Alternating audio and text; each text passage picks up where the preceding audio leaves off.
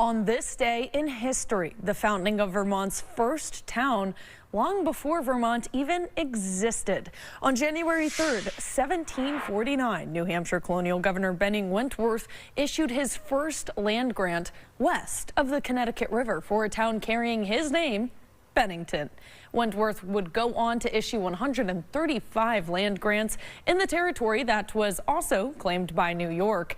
That simmering boundary dispute would lead to the formation of Vermont as an independent republic.